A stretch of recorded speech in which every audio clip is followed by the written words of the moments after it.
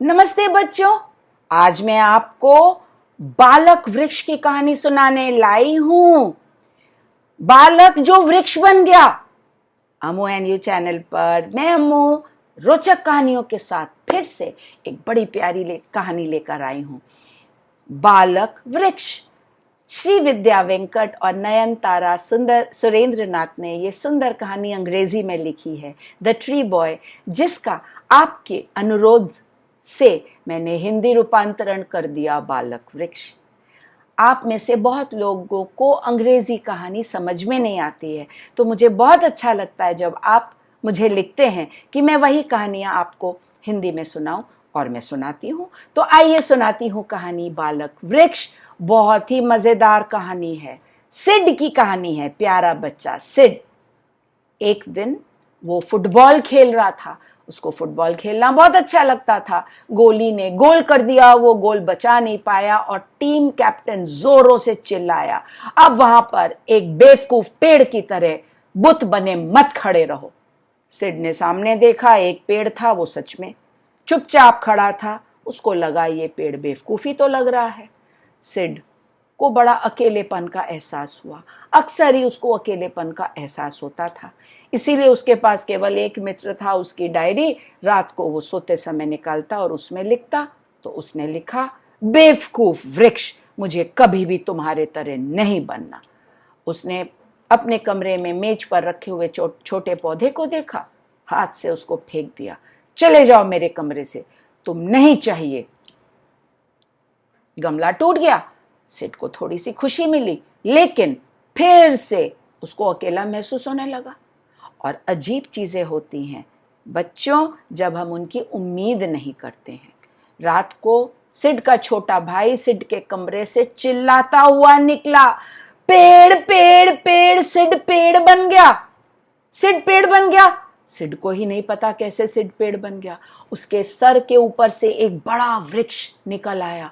समझ ही नहीं आया सिड को ये कब हुआ, कैसे हुआ। सिड को पेड़ नहीं बनना था, और खासकर जब उसके सर पे बहुत कुछ चल रहा था। इतना भार, इतनी शाखाएं, इतने प्राणी, बाप रे। और चटर चटर चटर चटर, बस बस, चू चू, ची ची, काव काव, क्या क्या, बाप रे। सब कीड़े मकोड़े रेंग रहे थे, पक्षी बैठे थे, घोंसला बन रहा था। और इतनी आवाज सुनकर तो समझ ही नहीं आ रहा था कि ये क्या करे। उसका सर फटा जा रहा था, और अचानक उसे लगा शाखाओं ने कितनी कस के उसे जकड़ लिया, और ये सारे कीड़े मकोड़े ऐसे क्यों रेंग रहे हैं, बड़ा अजीब लग रहा है, मुझे नफरत हो रही है। डॉक्टर बुलाया गया, सुई लेकर आया, दवाई लेकर आया, लेकिन सिड को वापस लड़का नहीं बना पाया। नाई बुलाया गया, कैंची लेकर आया कि ऊपर का पेड़ काट दे, नहीं काट पाया। सिड का छोटा भाई बोला, मैं कुल्हाड़ी से काट दूं? नहीं, कुल्हाड़ी से उसका सर मत काटो। उसको रोका गया। चारों तरफ खबर पहुंच गई, सब लोग इस बालक वृक्ष को देखने आने लगे। अब अचानक सिड को बड़ा अच्छा लगने लगा। इतने लोग, कोई मेरे पास बैठा है, छाया में बैठा है, किताब पढ़ रहा है, झूला लगा रहा है, इतनी सारी चिड़ियां चहक रही हैं, बच्चे चढ़ रहे हैं, और कितने ही प्राणी मेरे शरीर के ऊपर रेंग रहे हैं। मेरे कितने मित्र हैं। ऐसे तो मेरे पास एक ही मित्र था, मेरी डायरी। और उस रात को उसने लिखा कि वाह, कितने प्यारे वृक्ष हो तुम, मुझे बहुत खुशी हो रही है कि मैं वृक्ष बन गया। लेकिन बच्चों, अजीब चीजें होती हैं जब हम उनकी उम्मीद नहीं करते हैं। और अगले दिन सुबह वापस लड़का बन गया, वापस लड़का बन गया, चीखते हुए सिड का छोटा भाई कमरे से निकला। और सिड जाग कर देख रहा है कि वृक्ष गायब। सिड तो वापस बालक बन गया। कोई भी खुश होता, लेकिन सिड अब खुश नहीं था। स्कूल के लिए जब चल पड़ा, उसको लगा मेरे सर पे तो कितना भार था, कितना कुछ होता था, कितनी आवाजें थी, अब कैसा अजीब अजीब लग रहा है, और बड़ा ही अकेलेपन का एहसास हो रहा है। लेकिन अचानक उसके सर पे कुछ होने लगा, आवाजें आने लगी, गूंजने लगी, और वही सारी आवाजें, वही चिड़ियों की चहक फिर से होने लगी। मुस्कुराते हुए सिड चल रहा था कि अचानक जोरों की ब्रेक लगी, हॉर्न गूंजा और कोई चिल्लाया गुस्से में, अंधे हो क्या, सड़क के बीचों बीच चल रहे हो, परे हट। गाड़ी ने ब्रेक लगाई थी। इस तरह से क्या एक निकम्मे लैंप पोस्ट की तरह खड़े हो?